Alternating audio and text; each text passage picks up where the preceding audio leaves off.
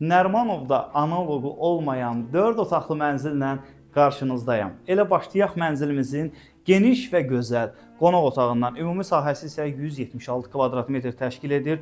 Döşəmə hissəsində ən bahalı parketdən istifadə olunmuşdur. Keyfiyyət və gözəl dizayn istəyən müştərilərimiz bu videonu sona qədər izləsinlər. Otaqların hamısında TV-si var və sürgülü qapılarla ayrılmış mətbəx hissəsi, bütün texniki avadanlıqlar da daxilində var. Bu mətbəxin özünün pəncərəsi və özünün qapısı var. Sadəcə istəyə uyğun sürgülü qapıdan istifadə ediblər. Və davam edək. Qızılı rənglərə üstünlük verilib, kermoqranit olan yerlər isti döşəmə və geniş hovuz hissəsi, divar içi dolablar təkcə bu lüstrün qiyməti 1400 manat təşkil edir. Və bu hissədə gördüyünüz kimi divar içi dolab yığıqlar və otaqların hamısında hamam və sanitar qovşağı. Ümumi olan hamam, sanitar qovşağı, giriş qapısının yanında çamaşır otağı, daxilində paltar yuvan quraşdırılıb və yuxarı tərəfdə isə paltar qurudan üçün yer nəzərdə tutulub.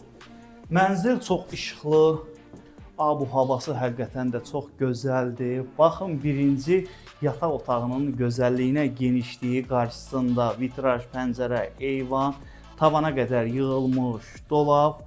Bu mənzildə məncə danışmaq çox lazım deyil. Həqiqətən də insanı valeh edir. Bu yataq otağının özünə məxsus da hamam və sanitar qovşağı. Otaqların ümumiyyətcə hamısında gördüyünüz kimi hamam və sanitar qovşaqları da genişdir. Elektrik cihazları, ceviz, divarlarda isə dekorativ boyalardan istifadə olunmuşdur və maraqlı da alınıb. Davam edək növbəti ikinci geniş yataq otağı. Otaqların hamısının qarşısında eyvan, bütün otaqlarda kondisionerlər quraşdırılmışdı. Bu mənzil tək bir şey istəyir. Gəl, al və yaşa.